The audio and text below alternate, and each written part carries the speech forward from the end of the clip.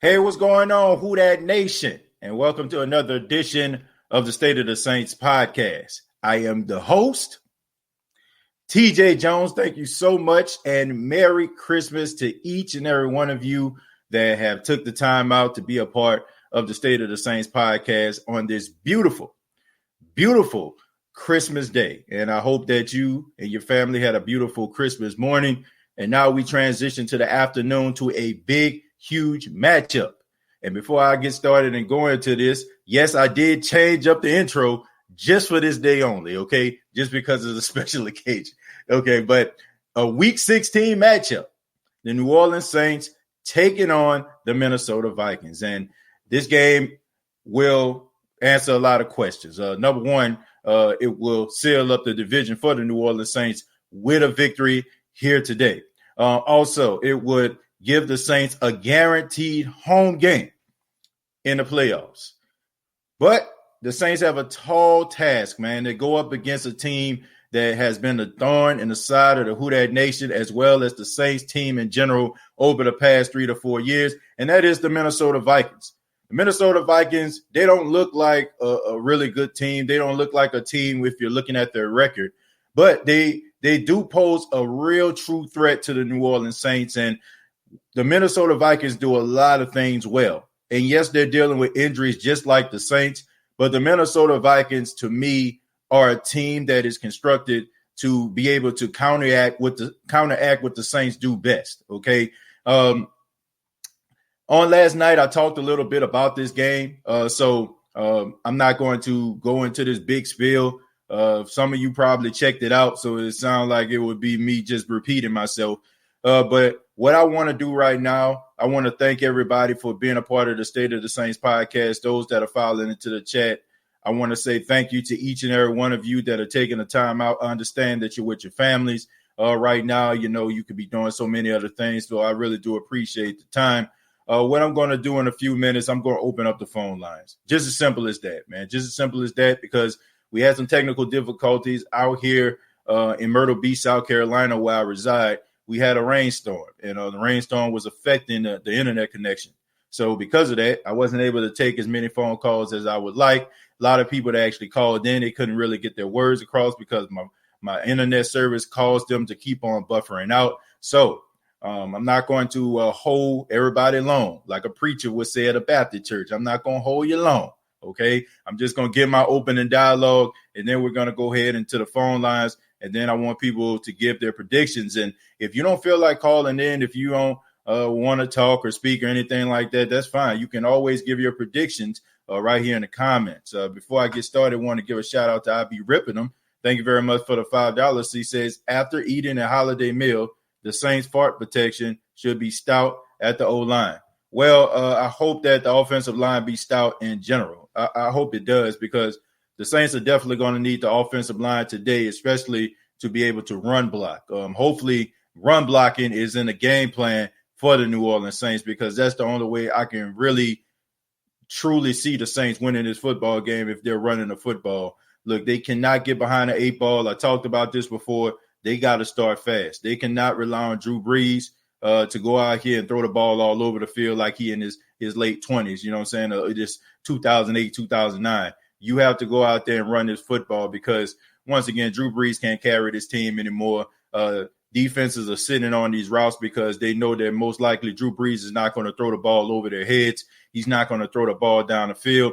And, you know, the New Orleans Saints, they have to help their 41-year-old quarterback out, man. You look at some of these people in the past. You look at some of these guys that were in the twilights of their career, people like Peyton Manning, people like John Elway, you know, like people like that. You know, they always had a tendency of having a good defense and a good running game. Terrell Davis was the one that was the bell cow back for the Denver Broncos during the twilight of John Elway's career. And then you seen, you know, with the Denver Broncos, you know what I'm saying, they had a stout running game and they had a really good defense. So the Saints have a really good defense and they have a good running game for the most part. But they got to utilize it, man. The Saints aren't going anywhere if they don't run the football. If you think, as a Saints fan, as a longtime Saints fan, a person that's watched the Saints, a person that's cheered for the Saints, if you think that the New Orleans Saints are going to win or get close to the Super Bowl on the arm of Drew Brees,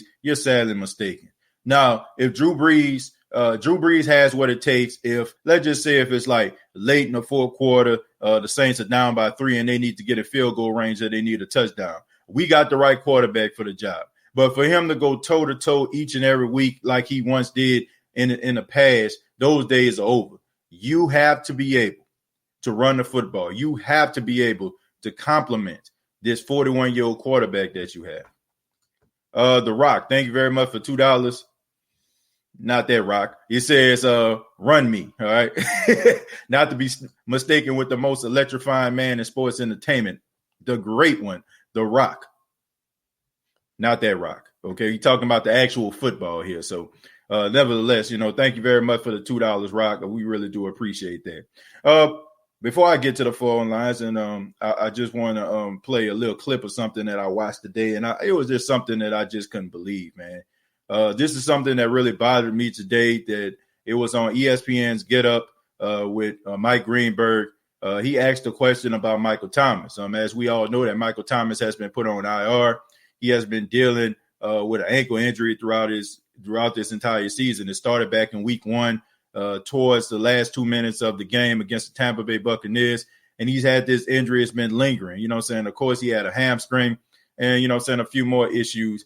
But check out this very reckless take by ESPN's Mike Tannenbaum. I want y'all to check it out and listen to what he says here. Meanwhile, you mentioned Michael Thomas. A year ago, he was a legit contender for MVP. This has been something of a lost season for him, Mike Tannenbaum. What is your sense of what's going on there?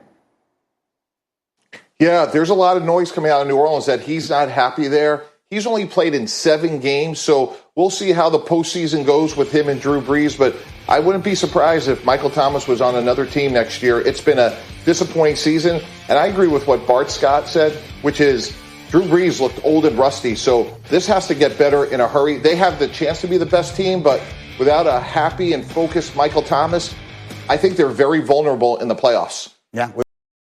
Okay, now check this out. Now, he said there was a lot to digest there, okay? It was a lot of BS, okay? And I'm pretty sure if people didn't have, Christmas dinner or Christmas lunch or whatever you want to call it right now, I'm pretty sure that they would be actually almost regurgitating over the BS that he's saying right now if he wasn't full already. But this fool said that Michael Thomas is not happy in New Orleans. Now, there was some stories that came out talking about Michael Thomas at when he was suspended in that game he was supposed to play versus the Chargers. Of course, he and C.J. Gardner-Johnson got into a fight. He hit C.J. Gardner-Johnson. He was asked to go home, and he was suspended. Okay, but that pretty much has been sealed up. Okay, I mean, it was water under a bridge. The Saints used this as as a teaching lesson to Michael Thomas. And just to show him, just because you're making this much money, just because you're a superstar, doesn't mean you're an exception to the rule. So they sent him home. But here we see these guys trying to create the picture, trying to create this narrative that Michael Thomas is phoning it in, that Michael Thomas is not legitimately hurt. He is just basically just sitting on the sidelines. Sean Payton made it very, very clear that they want to preserve Michael Thomas for the playoff run because they feel like what he can bring to the table, they want him to be ready for the playoffs. So they understand that, you already sealed the deal. You already made the playoffs. All you got to do is win one more game for the division. So why put him out there and risk him possibly re-aggravating the injury that he's dealing with, where he can actually sit for 3 weeks and be ready for a playoff run? That's number one. Number two, the guy said that Drew Brees looked old, on last week. I mean, didn't the guy have 11 fractured ribs? Did the guy not have, did the guy not have, a collapsed lung? I mean, come on, man. Like, what are we doing here? You know what I'm saying? Like, what are we doing? Like, why are we trying to pretend, that Drew Brees didn't deal with these type of injuries? People make it seem like Drew Brees just fell off a cliff and there was like no reason why he's playing the way that he did or why he started off rusty on last week. And I find that very ironic. I find it very ironic that the national media tries to jump out of the trees to try to discredit Drew Brees anytime Drew Brees can't throw the ball down the field, anytime Drew Brees doesn't play as efficient as he once did. But we watch people each and every week, like a 42 or 43-year-old Tom Brady, overthrow his receivers week after week, and people just act as if it didn't happen. But Drew Brees is the one that's falling off the cliff.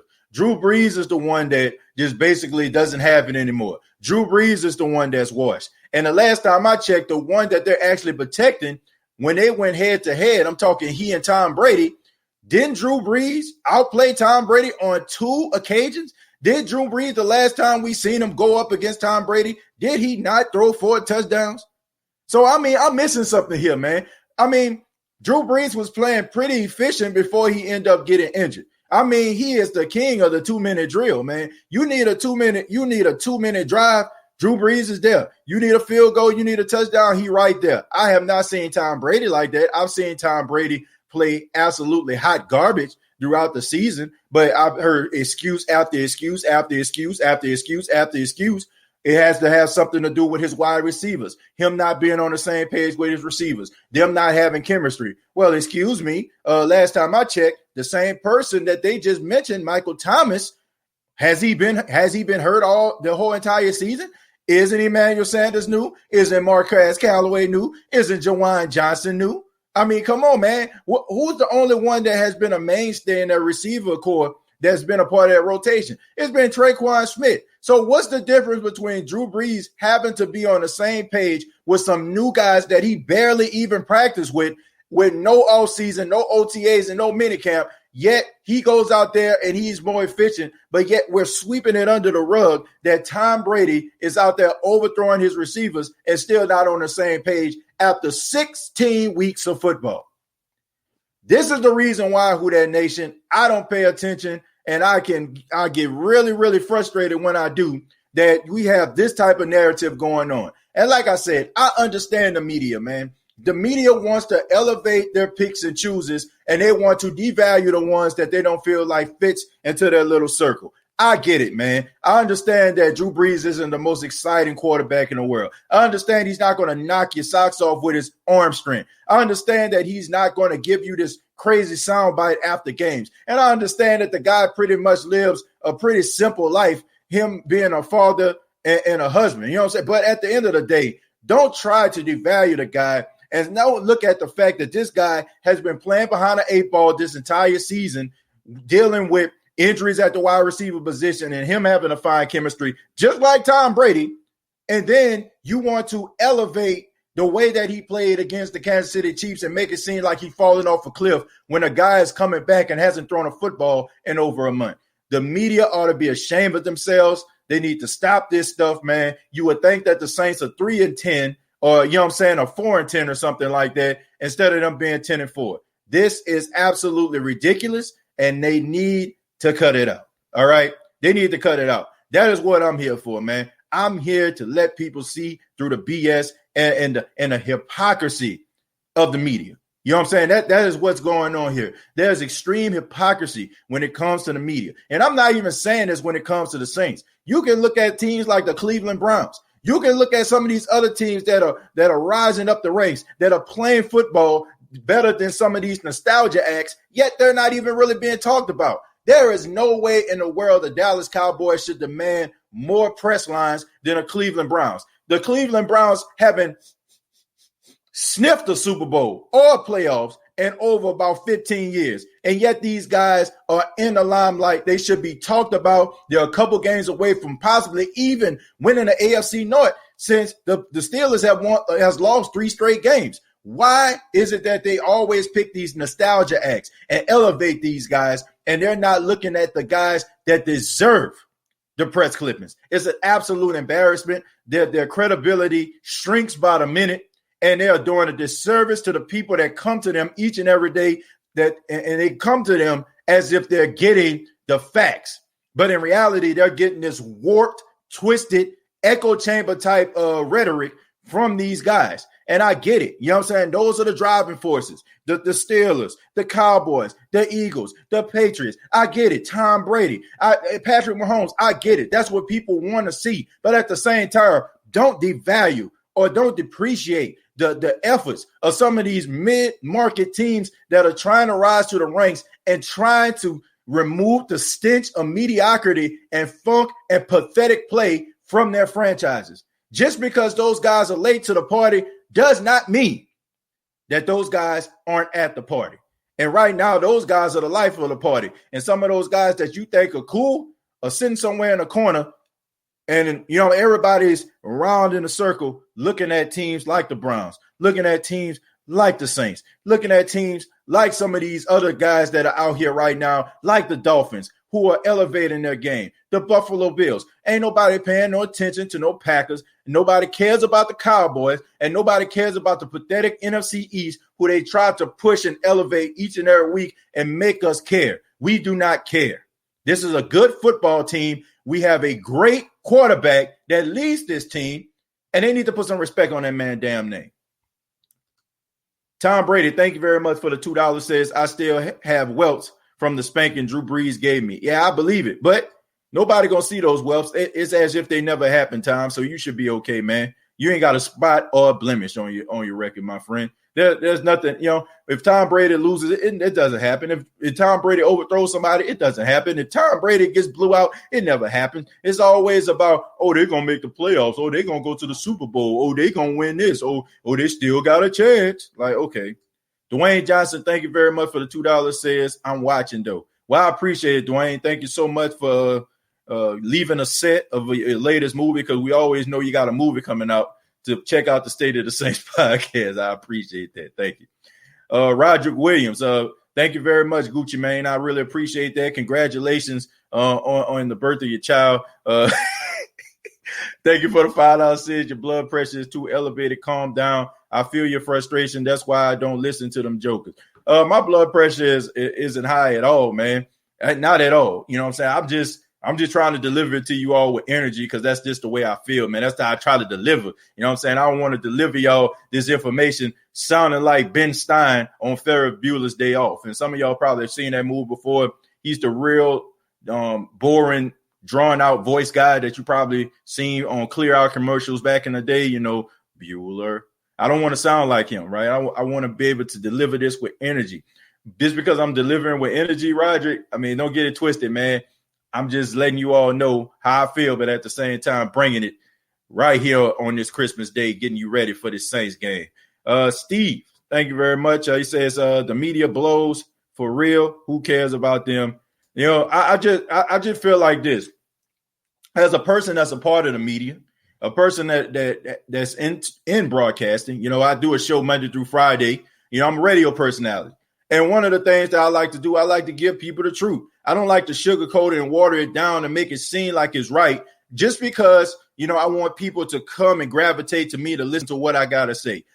I would be doing people a disservice. I don't do that when I'm on the air, and I definitely don't do it here on the State of the Saints podcast. I get ideas all the time. People, why do you don't change this? Why you don't change that? The reason why is because I know it would make me lose a part of myself that I feel like is genuine and true. And I feel like if it doesn't stick with me, I'm not feeling it. I don't want to bring it to people, because I don't want to sell people wolf tickets. I don't want to sell people lies. But it seems like to me, the only thing that matters to these media people are the Nielsen ratings. And for those that don't know what the Nielsen ratings are, those are the numbers that come out at the end of every week. You know what I'm saying? That the shows pay attention to, right? It tells you how many people are watching at this particular time, at this particular segment, what's the age group, you know what I'm saying, the demographics and all that kind of stuff. And that's the only thing that they care about. So they don't care what they say.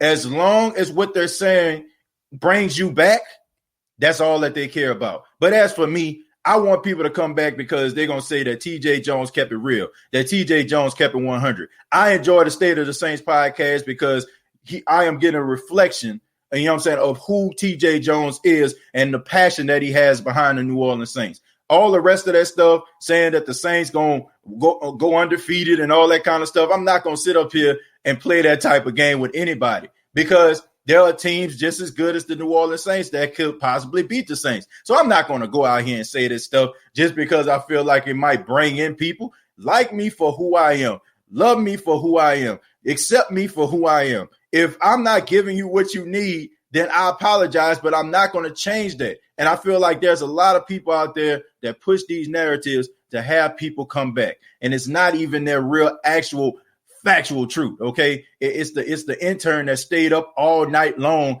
that read the analytics, that brought the little nuggets and notes to these hosts and feeding this stuff into their ears to make them sound like they know what they're talking about. But in reality, if you ask them after their show go off the air and you watch and you walk past them in the street and you ask them about something they may have said in the 8:30 hour, they probably couldn't even tell you.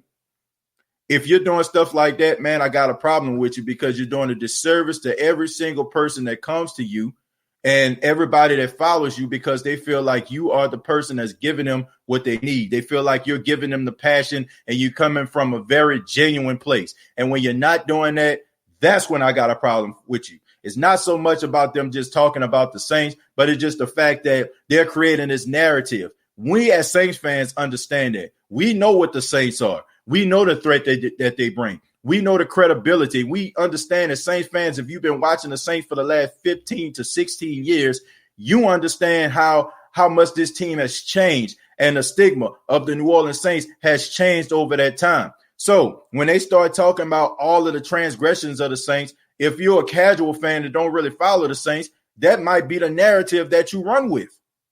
And that is something that I feel like we shouldn't be doing, in the national news. That is my only gripe with them, not being genuine and not being real.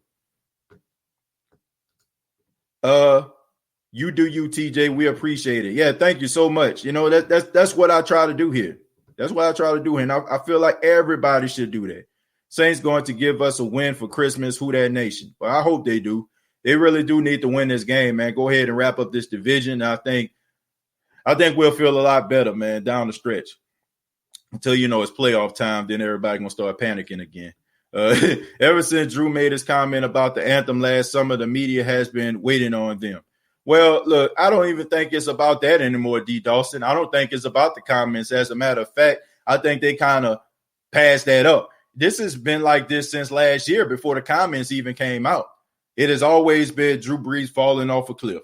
Anytime Drew Brees doesn't throw the ball down the field, why he not doing it? It's always these little shots. It's always, they find ways to try to discredit him. When he has some of his crowning achievements, rather it be the most passing yards, the most touchdowns, the highest completion percentage. It's crazy and funny to me how you have people on ESPN that would discredit the Saints' 9-game winning streak, and they'll say stuff like, well, they played the Atlanta Falcons, but then they'll turn around and Tom Brady came back on those same Falcons and make it seem like the Falcons are a legit football team and something that the NFL need to be afraid of or something like that. But if the Saints play the Falcons, it's just the Falcons. It's no big deal. It ain't no problem. You know what I'm saying? They just the Falcons when they play the Saints. But when Tom Brady plays against the Falcons, a team that always tends to give up big leads. That's the narrative, right? That's why we laugh at Falcon fans. That's why we laugh at the Falcons organization.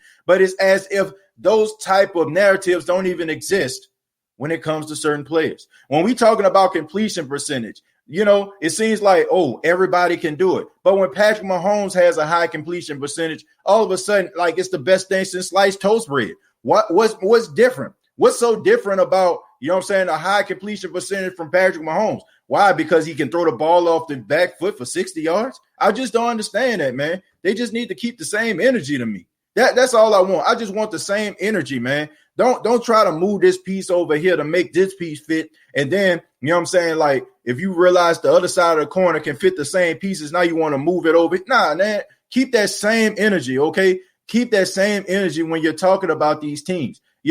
Talk about how Tampa Bay, they came back in the game, but they're still not out the woods yet. Let's talk about that. Let's talk about that. Let's talk about the fact that they went up against a Falcon team that is known for blowing big leads, but they still got work to do when it comes to team chemistry. I mean, they played the Minnesota Vikings a couple weeks ago. It was more so about what the Vikings didn't do in that game. I think Dan Bailey missed 4 field goals in that game. You kick at least 3 of those field goals, then you got a completely different story. But they don't tell you that. It's, the Tampa Bay Buccaneers won 2 straight games. They're starting to click. They're starting to gel. Like, give me a freaking break. Give me a freaking break, man. like I said, it's not even from a hateful place. I'm not even hating on the Tampa Bay Buccaneers because first and foremost, why would I? Because the Saints have had their number all season long. The Tampa Bay Buccaneers had 2 opportunities to beat the Saints, and they did not beat them not one time. Okay, so anybody that's a Tampa Bay Buccaneer fan that may be strolling past here and think that I'm hating on the Tampa Bay Buccaneers, my first question to you would be, why the hell would I be doing that? And my second reason would be is you don't see the hypocrisy going on here? And I'm pretty sure if you watch Tampa Bay Buccaneers games, you will see the same thing that I'm seeing. I'm seeing decline in a quarterback that's, 42 or 43 years old at Tom Brady, just like they talking about decline in Drew Brees. So let's get it 100.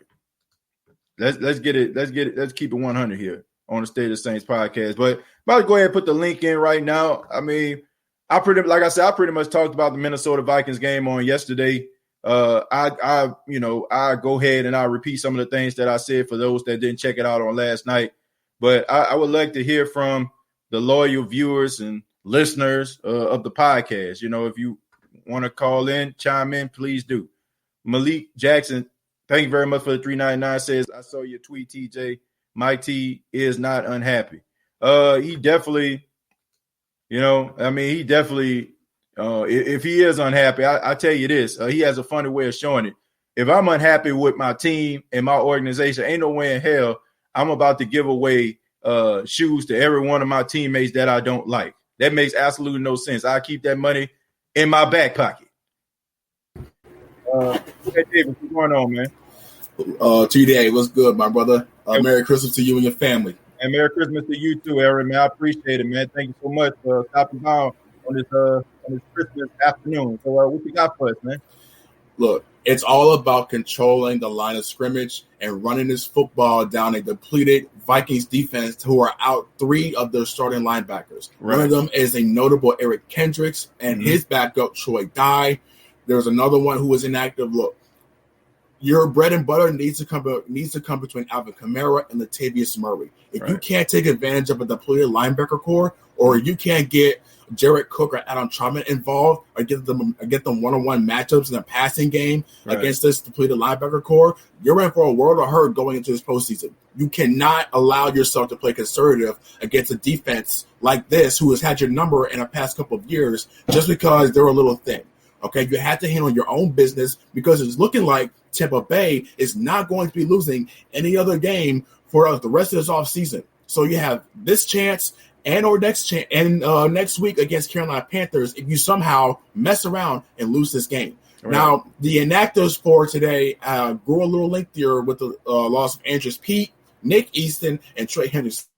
The defensive line, we already know is stout. Carl Granderson is overall more productive in the passing in a whole pass rush than Marcus Davenport. He already has Marcus Davenport has a sack and a half. Carl Granderson has 4.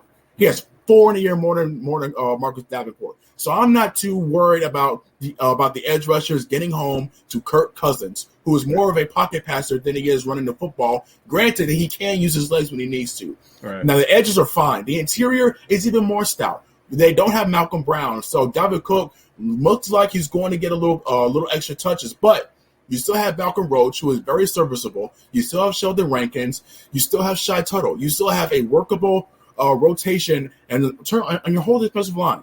Okay, so getting control of the line of scrimmage on both sides of the ball is my first key to victory. Your second one, you have Marquez Callaway back. Now, Marquez Callaway is a very underrated receiver in the Who Dat Nation for the simple fact that not only could he have been used in that tight man-to-man coverage that Chiefs were playing last week, he can go up, he can high point the ball like a poor man's DeAndre Hopkins, which is a compliment, mind you, but he also finds those soft spots in zone coverage like an all-pro receiver. So getting him as your number 2 is a pretty big cushion for the likes of Drew Brees, who leaned on him against the Carolina Panthers, who came away with this season high of 8 catches for 75 yards. We all know he should have had a touchdown. So, and you have Lil Jordan Humphries. Look, a lot of people are going to have low expectations with Lil Jordan Humphries, and I'm not saying that it's without reason, but you have Lil Jordan Humphries coming off a touchdown catch against the defending Super Bowl champions. Now, mentally, that's going to do a lot for a young guy's confidence. Right. I expect Lil Jordan Humphries to be that reliable, third option for Drew Brees to build off of that momentum late in the fourth quarter. Mm-hmm. Like when that guy gets his first touchdown catch from a Hall of Famer, I guess a top-notch Super Bowl team, the man gets hungry. And when he gets hungry and when he gets going, that offense is going to be efficient, at least enough to give the Saints a win offensively. Defensively, you are without Marcus Williams. Losing your top 10 safety, yes, he is a top 10 safety, everybody. Go look up the stats. I'm not kidding you. He is rated number 8. His tackling, which has been a problem for everybody who has watched Marcus Williams since 2017, his tackling has been rated the best out of all tackling safety this season, which is even better than Jamal Adams. So I gotta go. As you can hear, my grandma's calling me. I gotta get the food. Merry Christmas to everybody. I'll holler at you later, TJ. All right, Aaron, man. Take it easy, man. Thank you for the take, man. And tell your family Merry Christmas, man. Thank you for stopping by. All yes, sir. All right, take it easy, Aaron. Yeah, man. And shouts out to Aaron, man. Always coming through. State of the Black and Gold podcast is on YouTube as well, man. Y'all check them out. Good take on the game. Yeah, man. The Saints, they're going to have to try to get some of these guys involved, the tight ends involved, take advantage of some of those linebackers being out. And also in the running game too, man. You know, like if you can get to that second level, who knows, man? You know, maybe you can break a big one or something like that. So, let's try to take advantage of that. I think they could be okay, running the football, and also the tight end should be able to be successful in this game. But it is not going to be an easy task. Mike Zimmer does a really good job. He's a defensive-minded coach, and he always has his guys ready to play. And if you look at the Minnesota Vikings schedule, I mean, they lost some games this season, but none of the games, for the exception of the Falcons, has been a blowout. I mean, all the games have been pretty nip and tuck. Keen Arthur, man, what's going on, man? Man, what's down with you, TJ? Yeah, what's going on, man? Merry Christmas to you. Likewise, bro. Happy holidays to you and yours. Man, thank you, man. What you think about this game? Real quick. I ain't going to call this a high take, but I think you'll agree with me, bro. Drew Brees don't need to throw the ball more than 25 times a game going forward. I agree. Point blank. I agree. Like, I think we have the O-line pass blocking wise and run blocking wise to pound people. Right. We can really pound these people in the ground and let Drew Brees operate out of that play action, that bootleg, and hit people in the short and intermediate game. And we'll kill teams, bro. And that will eat up time of possession. And real quick, before I go forward, bro, when the last time you had some boudin? I don't eat boudin, bro. To be honest with you, I don't. I don't, man. I think I think the only me I had it like twice in my entire life, but I don't eat that, man. Nah, that's not my thing, man. I got you. But here's another thing for me, TJ. Why are people acting like the Saints offense is just stagnant when they refuse, and this is why I don't like the media, much like yourself. They refuse to acknowledge the fact that the Saints basically had a whole bunch of practice squad receivers up there. They got some bad breaks, and they still only lost by 3 to the Chiefs. Right. They only lost by 3. Right. To me, if anything, that said a lot about the Chiefs. They're vulnerable. Right. You know what I'm saying? I honestly never thought there was world beaters in the first place. You heard me? Me neither. Them boys can be beat, man. Yeah, they can be beat. You know, I think the Saints had a really good game plan, and if they probably had a couple pieces there, like I said, if Deontay Harris was there returning the ball, and Michael Thomas was playing this game, or even Marquez Callaway, I think that they would have been a little bit more successful getting the ball down the field. It's just that trust back. You know, it's just that trust aspect that Drew Brees has to have with his receivers, man. Drew Brees isn't that guy. Like, Drew Brees isn't like, I mean, I would say there's very few quarterbacks like Drew Brees in the league. If Drew Brees don't trust you, he's not going to throw you away. You got quarterbacks that go out there that will put guys in positions to make plays. Like, they'll put the ball up to give a guy opportunity to get the 50-50 ball. Like, you don't really see Drew Brees doing that. If Drew Brees didn't have practice with you, you know what I'm saying? If he wasn't shooting with you in the gym, you know what I'm saying? Like, he ain't throwing you the football, man. Straight up. That's just who he is. Let me say this, TJ. I want people to get off Drew Brees, bro. And this is why I say that, especially for last game. We already know he came back off the injury, whatever. Right. Cool. We expected some rust. But here's the thing: with the exception of 3 passes, including that interception, Drew Brees played very well. Let me tell you why. I went back and did the film study, bro. Right. When every time he dropped back, it was like 6 consecutive drives where we went 3 and out or something like that. 6 or 7. Right. I was looking at the receivers, bro. When the Chiefs was playing man coverage, tight man coverage, nobody, and I mean nobody, got away from them corners, bro. And when they did, it was after 3.5 seconds, which is, you already know, Drew is a 2.5 to 2.3 second pass quarterback. Good so point. If you got linemen in my face, Andres Pete, how he became a Pro Bowler is beyond me. Wow. If you got linemen in my face and my receivers can't get separation from cornerbacks, how do you expect me to go 20 for 27 in a game? You know what I'm saying? But you want to say, oh, I'm washed up. They brought Drew Brees back too early. Man, shut up. Look what that boy did in the second half. Right. He was torching them people. Right. But they're not going to say that, though. I mean, it's because it hurts their narrative. Yeah. I mean, and it's like I say, man, there's a lot of lazy journalism going on right now, and I don't like it at all. It's just so lazy. Ain't this called yellow journalism, something like that? Man, it's pretty yellow here, man. You know what I'm saying? It's Hulk Hogan shirt yellow around this thing. You know, like it's man, I don't know, man. As a Ken Arthur, you know, I mean, as a person that does broadcasting, you know what I'm saying? I like to consider myself a journalist to a certain extent. You are. I try to, I just try to keep it 100, man. Like, that's why it just made me think like I can never work for anywhere like that. I can't. I couldn't go work anywhere where I feel like I'll just lose sight of myself, and you know what I'm saying, I'll just become like a walking, talking parody. Like, right. if you like a true sports fan and you just listen to some of the things that they say, like, you would know that most of the stuff they talking about is just some straight BS. Right. Yes. I got a couple more things for you, Brian. I'm gonna get off your line. Mm-hmm. One, we need to run the ball 25 plus times today. I agree. 2, 25 plus, and let Drew Brees operate, like I said, out of the play action and all that. Mm-hmm. 2, TJ, please tell me how DeMario Davis and that boy Trey Hendrickson, who leads the league in sacks, I believe, or he tied with 12.5. Mm-hmm. How do they not make the Pro Bowl?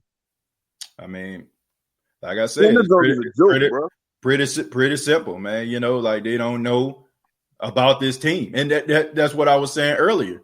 Like when the media controls the narrative of the team, they tell you, oh, it's Drew Brees, oh, it's Sean Payton, oh, it's Michael Thomas, it's Alvin Kamara.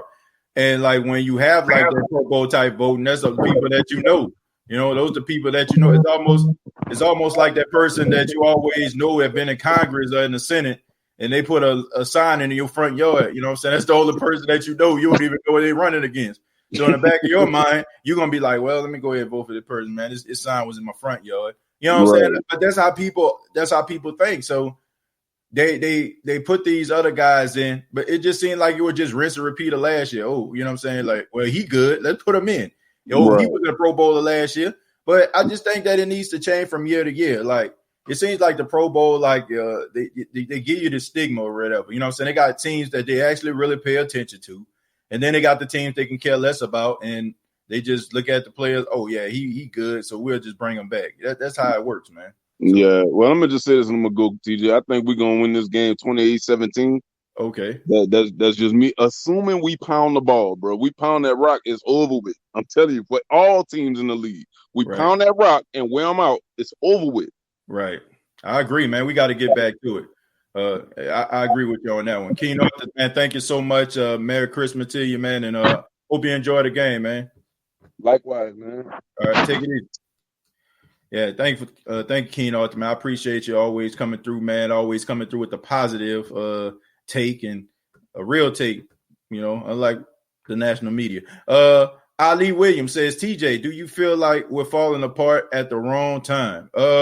I don't even feel like the Saints are falling apart. I just think that the Saints went up against a Philadelphia Eagles team that they really didn't know how to approach Jalen Hurts, and they went up against a Kansas City Chiefs team that was a little bit more well put together than the Saints were. So, I mean, that was just a tough stretch. And I think that, like I said, if you're like the strongest Saints supporter, I think you had a little bit of skepticism about that Kansas City Chiefs game.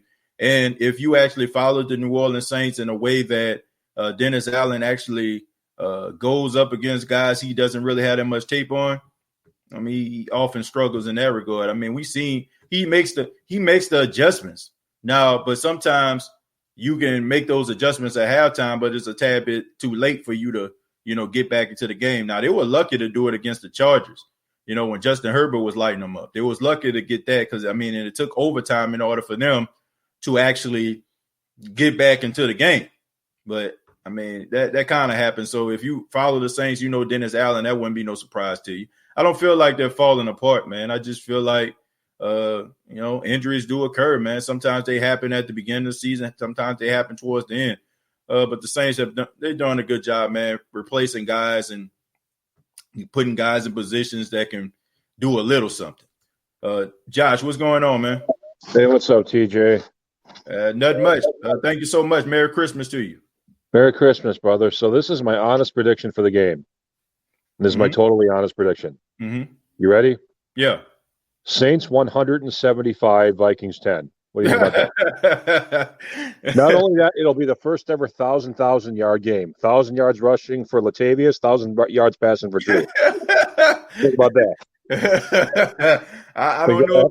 I don't think that's going to happen, man. I don't see that happening. It happened on the video game I played just now. I'm just about to say that. Now, if you're playing on rookie, you got 12 minutes to kill each quarter. You probably put the artificial intelligence all the way up to 100. Maybe they can make that happen. You know what I'm saying? But I don't see that happening in a real football game, man. So hopefully they can still get this win, though, Josh. Well, I do believe the Saints will win, but everybody's talking about it's going to come down to this, come down to that, or whatever. The thing about Saints Vikings games is there's always a bunch of goofy things that happen in those games that you can't really say it's going to come down to running or it's going to come down to passing or whatever. Because Saints Vikings games have this, and I'm not just talking about bad calls from referees or whatever. I'm just talking about there's just goofy stuff that happens when the Saints play the Vikings that just don't happen in any other game. Right. So it's not going to come down to any one variable, if you ask me. That said, I think the Saints are going to win. I have nothing else but my gut to say that with, but I think the Saints are going to win. It'll probably be a game within 5 points. Yeah.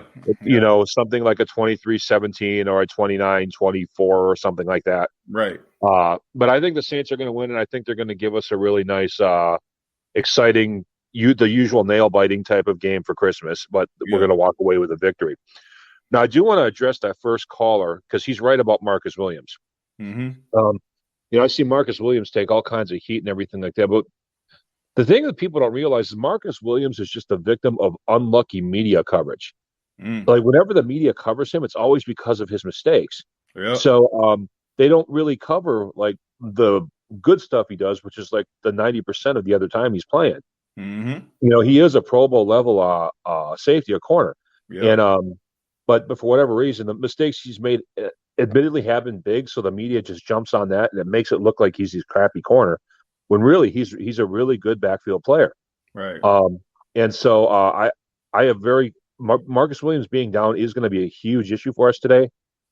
And as good as Chauncey is, I don't see him totally making up that ground. Right. Because that's who they're going to put it on. They're going to make Chauncey do more stuff than he usually does. Right. And they're gonna put DJ Swearinger back there probably in his role as well. So I trust DJ Swearinger is talented, but he doesn't have the experience yet, so they're going to take advantage of that too. Yeah, good point.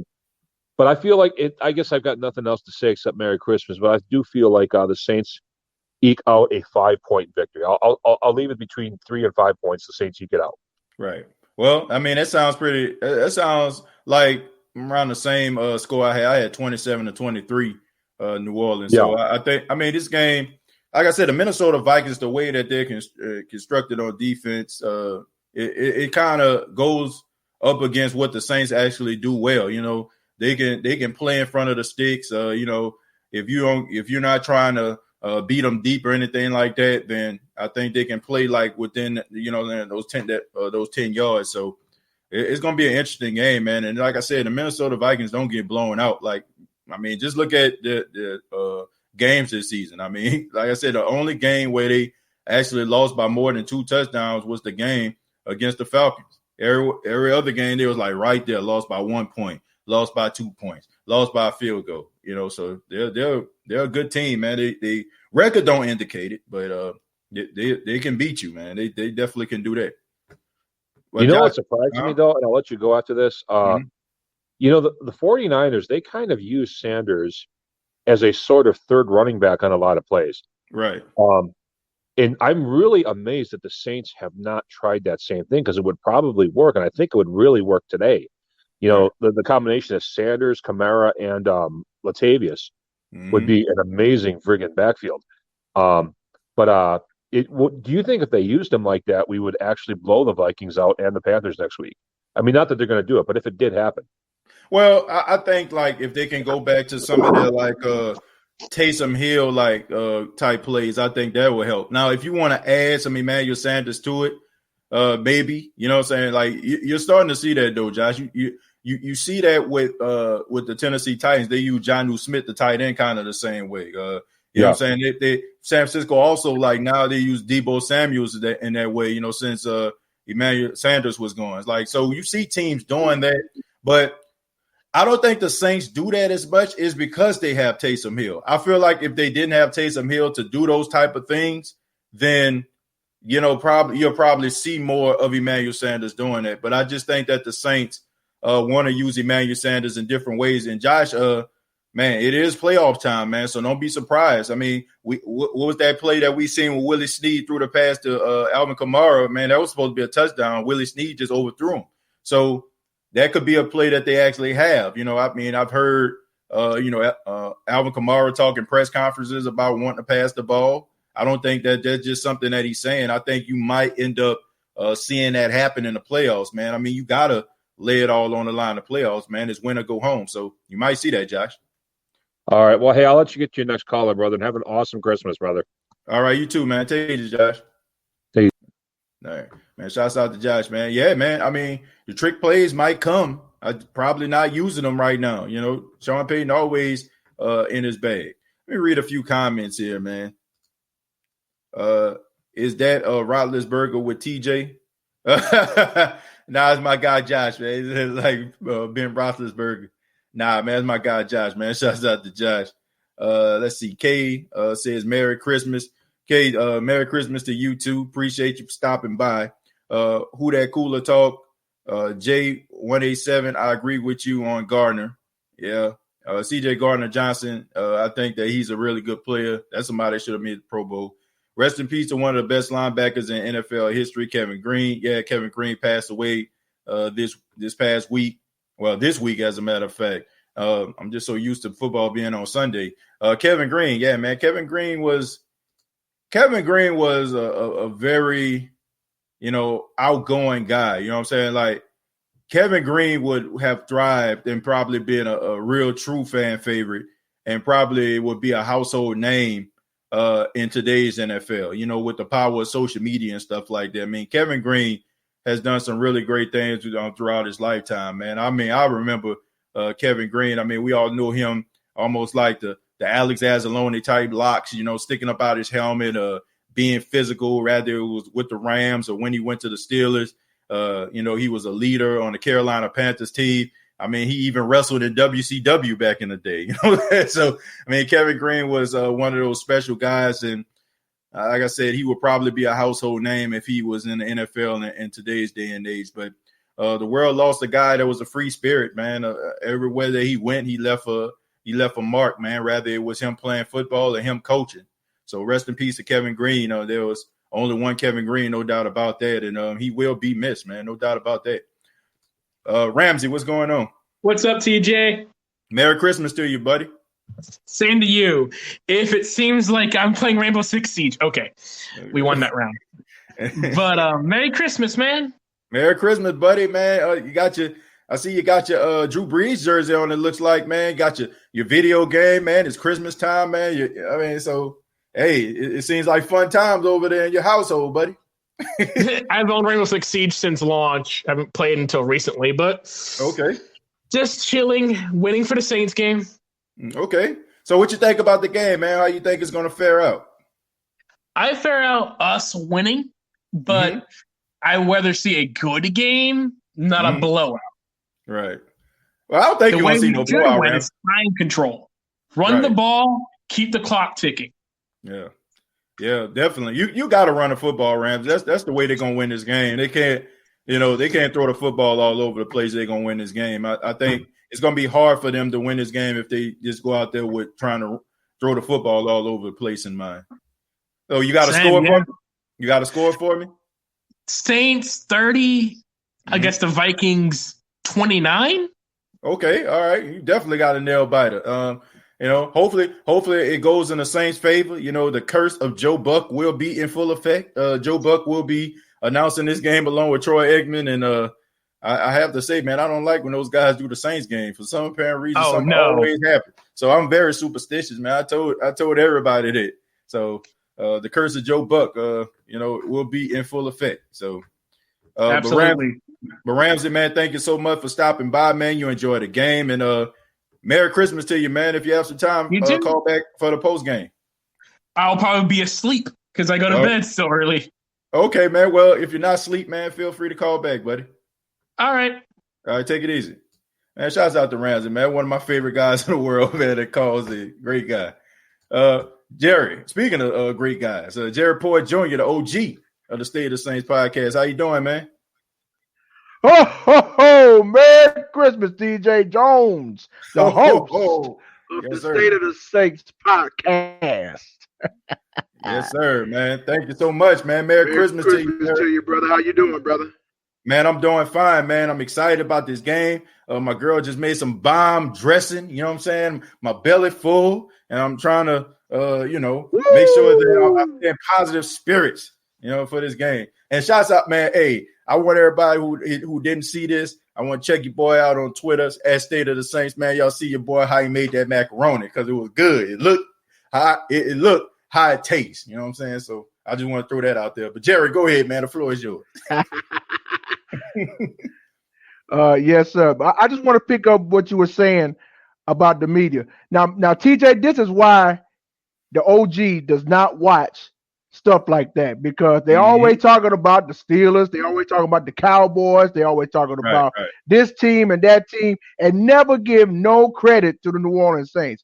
I'm telling you, I'm gonna say this: the media is 100% official hot garbage. All right. I mean, look, I think we already knew that already. And I meant what I said, because I don't know what this Mike guy was talking about, but that guy don't know no football.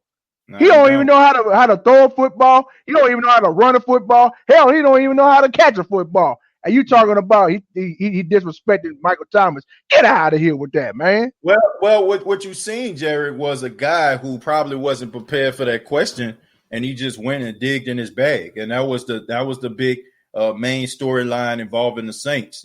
About Michael Thomas. It wasn't the fact that he actually came back and he had a hamstring injury and he re-aggravated his ankle injury. He didn't know anything about that. So how could he possibly even have a real legit tape? He don't know about that stuff. The only thing he did was go back into the vault and found that storyline that was percolating around week 5 or week 6.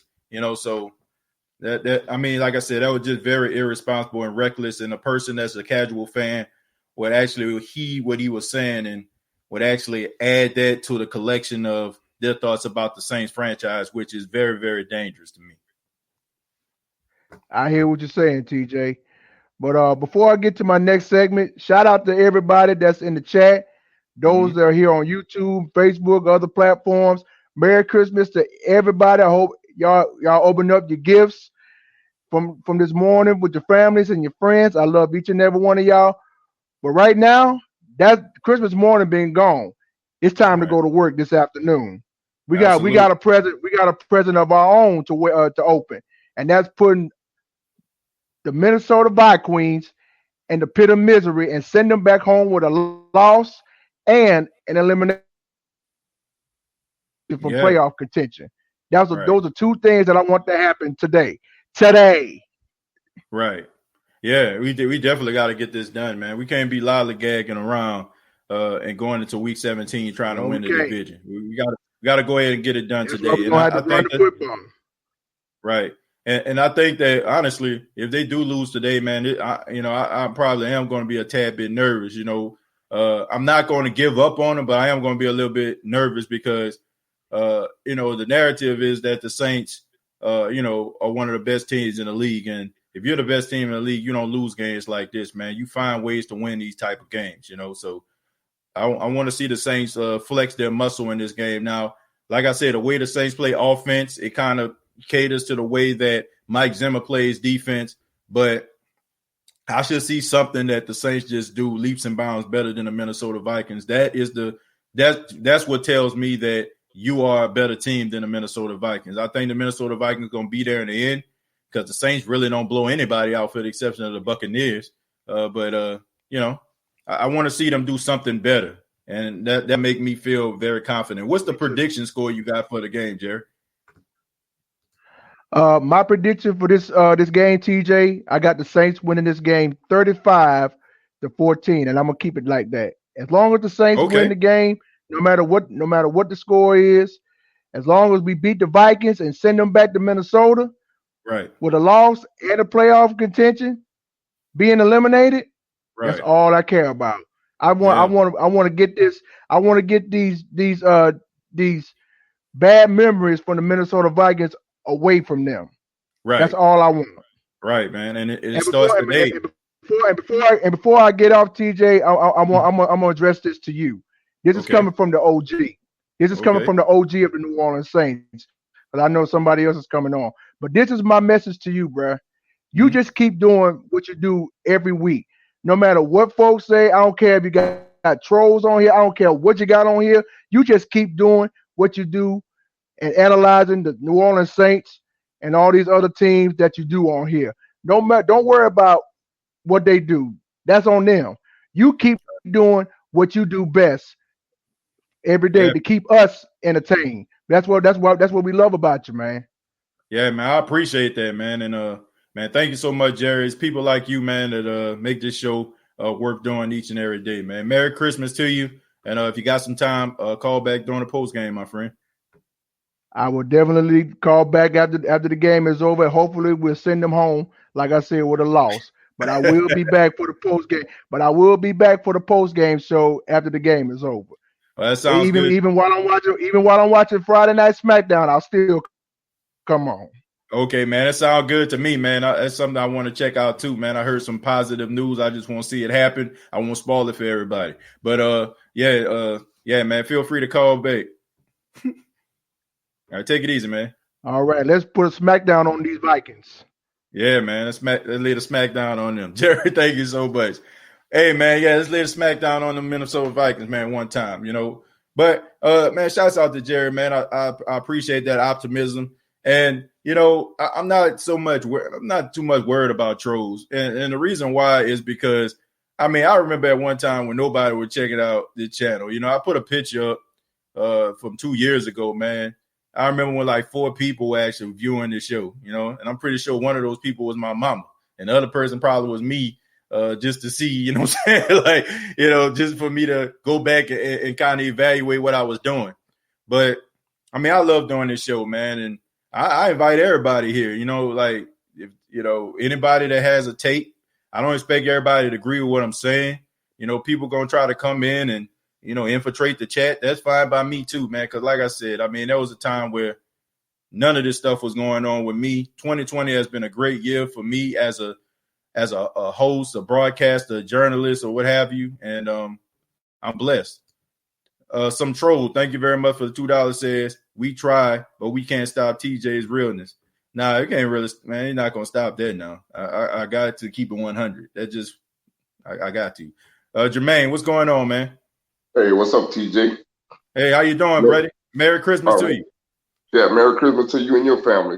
Man, thank you so much, man. So what you got for us, man? Big game, week 16, Saints, Vikings. What you got? Man, I'm looking at it. I want to compliment you, too, on the other night when you were making a comment about Breeze, how you saying teams not really scared of him no more. Right. That was a good point you hit on because I'm noticing that, too. Everybody's, playing that defense that, that you wouldn't expect on Breeze, Right. And they know they ain't got to worry about too much of the deep balls per se. Right. But, in that screen game, man, I think they should put that screen game away until they at least get up, a couple of scores on team before they start, keep using the screen play, screen. Right. Well, I think this game, Jermaine, they can actually use the screen game. I think it's first off. No, let me take that back. I think it's worth a shot to run the screen game. The reason why the Saints screen game doesn't really work as well is when they go up against athletic linebackers. When you got sideline to sideline linebackers, guys that can get home quick, the screen game really is null and void. But in games like this, where you actually have guys who are not playing, people like Kendrick, like people like some of these other linebackers that are extremely athletic, I think it's worth a shot. Now, I don't think that they need to just make it their bread and butter because their offensive line isn't constructed the way that it once was. When they had Bush Ride and they had Carl Nix and they had Jonathan Goodwin, guys that they swung that pass out. I mean, it was going to get at least about 15, 20 yards, behind, with Pierre Thomas, who I feel like is the king of the screen. But these days they're not really doing it, as effective. I don't know if it's just a timing thing or just the fact that the linebackers are just extremely athletic who they're going against this year, man. Right. But, yeah, I noticed that too. It don't look as strong as it used to be, Right. Yeah, no doubt about it. So what about a prediction, man? Like, how do you see this game going? What do you think the Saints have to do in order for them to get this win today, Jermaine? Man, I see that. My thing is they got to run that ball, man. They got to, like you said, you can't go in there throwing that ball 30 times, and expecting to win. You can't do that. I mean, right. You got to get balanced. Once you get balanced, it's all in front of you. Once you get balanced. But I would say run the ball, much as you can. To keep Breeze from throwing it, because you don't want to put Breeze in a situation that he's going to get hurt. Right. If you try to throw the ball, they're gonna know. We're gonna send some blitz at you. Yeah. So I would say run the ball, stay balanced, and they shouldn't have any problems. Yeah, I mean, running the football is key in this game. And Jermaine, I said this before. I said it last night. I didn't really say it here today. They have to start fast. They got to start fast. This is one of those games where I feel like if they win a coin toss, they got to receive the ball. Like, dictate the pace. Because what happens with the Saints is if the Saints defense goes on the field first, they drive down the field. And let's just say, for example, the opposing team gets a field goal or a touchdown. Now the Saints are playing from behind. And it's like there's this sense of urgency already. See, the Saints don't really have that luxury like some of these other teams have out here, right? If you have a quarterback that has a dynamic arm, like, like Deshaun Watson, who has skills to, scramble. You got Patrick Mahomes. So they can erase a 10-point lead just like that. Now, the Saints can erase a 10-point lead, but it's not going to be as quick. It's going to be very methodical. You might go into halftime. If they're down like 10-0, you might go into the half 9-10 or something like that, 3 field goals. So I think they need to start fast, because if they start fast, then you don't have to worry about Drew Brees throwing you back into the game. You can kind of minimize the amount of passes that he have. So by getting the ball first, dictating the pace of the game, maybe get a couple first downs, flip the field just a tad bit. Even if you can't get a field goal or touchdown, you still kind of set the tone in that game. You know what I'm saying? And it gives the defense opportunity to strategize and see the way that they want to approach this game. But they definitely got to start fast, man. And they cannot play behind the 8 ball in this game. Right, because they did that last week. They started off stagnant. I mean, stagnant. They couldn't do nothing, And that to me, that hurted them. Yeah.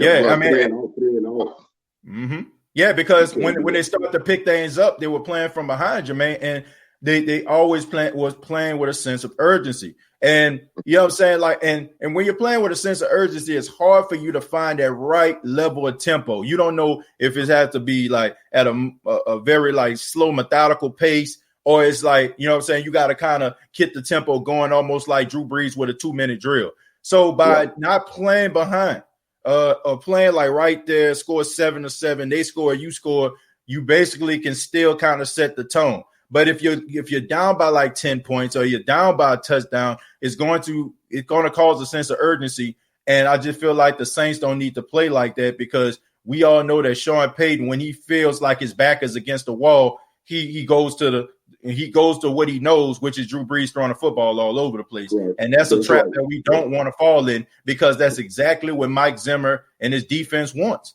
That's what he wants. They want to pin their ears back, and they want to go after Drew Brees. They want to test those ribs, because, like I said, nobody really fears Drew Brees the way they used to, because all they have to do is they just got to play the sticks, basically. The passes aren't going to go 15, 20 yards down the field, like you said at the beginning, Jermaine. So if they could actually get the ball into Drew Brees' hands and not into the hands of a playmaker like Kamara, a playmaker like Emmanuel Sanders, or Marquez Callaway on a smaller scale, then I think that Mike Zimmer would be extremely happy, and I think he would like his chances. So, what's the score? What you got as a score, man, Jermaine? Before you go, what you got? I'm going 28-21.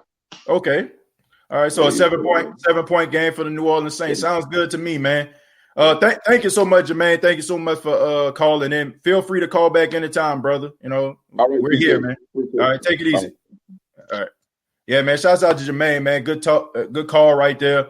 Yeah, man. The Saints are going to have to dictate the pace of this game. You got to make sure that Drew Brees isn't throwing the football all over the place. You have to make sure that you have a good balance going here. And the Saints, I think that was Keen Arthur that said it.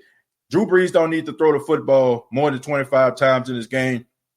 Run this football, man. The offensive line has got to put up a really good performance in this game if the Saints are going to have a chance at winning this football game. Because if you are looking for Drew Brees to throw the Saints in this game, you know what I'm saying, and throw for 300 yards, I don't think that's going to happen. Now, I'm just going to say this. Do I think that Drew Brees has the capability of throwing for 300? Yes, I do. But I haven't seen it, okay? It would be a shock to me if Drew Brees throw for 300. It would be a shock to me if Drew Brees throw for 275 in this game. I mean, I'm just being real. The Minnesota Vikings really seem to have the number of Drew Brees. The way that they attack Drew Brees, it just seems like to me like it's a team that he often struggles against.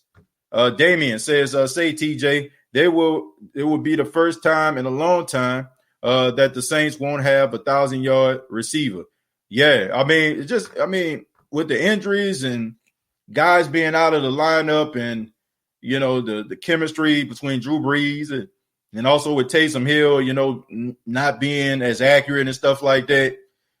I mean, it's a combination of things, but that goes to show you, how good this Saints team is. You don't have a 1,000-yard receiver, and yet you still winning games. You still won 10 games. That goes to show you how good this football team really is. Taysom Hill needs to play tight end. Taysom Hill also needs to throw the ball. He needs to go into his bag, okay? I think people are saying that Jameis is back, so that's a good thing, if he's off the COVID list. So I think that would actually put Taysom back into his original spot as that Swiss Army knife role.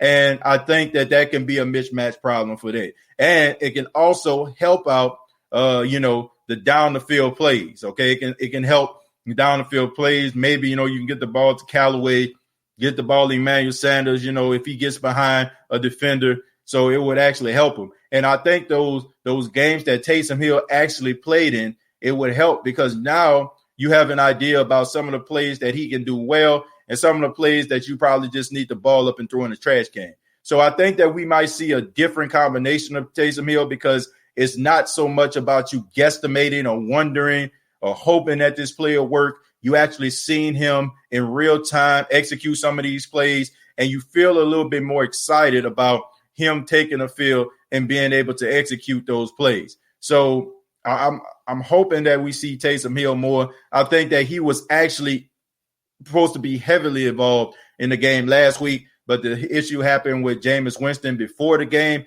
and that kind of hurt the Saints, because you had to have Taysom as your backup and you had to limit his snaps. So I think the Saints had a game plan for him, and just the fact that Jameis was on a COVID list, they couldn't use him the way that they wanted to. I'll read a few more, man. Then we're going to go ahead and get up out of here, get ready for the game. Sir Roger says more Wildcat plays for Taysom. Well, Sir Rogers, yeah, you can get the Wildcat going, but you can also get some passing plays going too. I mean, just think about it, Sir Rogers. Like when Taysom Hill threw the football and some of those packages where he just ran on the field, you really didn't know what he can do. For the most part, like I know we have our issues with Taysom, about him fumbling the football, but for the most part, like we are a little bit more comfortable with him throwing the football than we were when we really didn't know the type of quarterback or the type of skill set that he actually has. So I do feel like the Saints can actually utilize him in different ways because you actually now have offensive plays that are designed for Taysom. So now you have Drew Brees coming back and you can use Taysom in different ways. And a defense really won't know how to approach it. Because now you can't just say, oh, he in the game, so they about to do the RPO. You know what I'm saying? They about to just, do the Wildcat. You really do not know. All right, and finally, we're going to finish it up with Kenny. Kenny says, Merry Christmas to you, too. Giving a shout-out to KB. We need to work on the offensive line. Well, this is a game right here. If they don't go out here and run the football, then I'm going to be a little bit nervous, man, going into the postseason because we all know, man, you got to learn and know how to run a football going into the postseason. And you definitely got to be playing your best football. And if you can't run the football, I don't know what to say, man. The Saints are going to have to be more physical than the Minnesota Vikings in this game. But I want to say thank you so much for checking out the State of the Saints podcast. Once again, Merry Christmas to you and your family. And thank you so much for stopping by. Please subscribe to the YouTube channel. YouTube.com, search The State of the Saints Podcast. Also on Facebook.com, search The State of the Saints Podcast. Previous episodes available on iTunes, Spotify, iHeartRadio, Anchor FM. And follow yours truly on Twitter at State of Saints. That's State of Saints. And on Instagram at TJJones_. That's TJAY Jones_. Till next time, all I got to say is, who dat? Enjoy the game.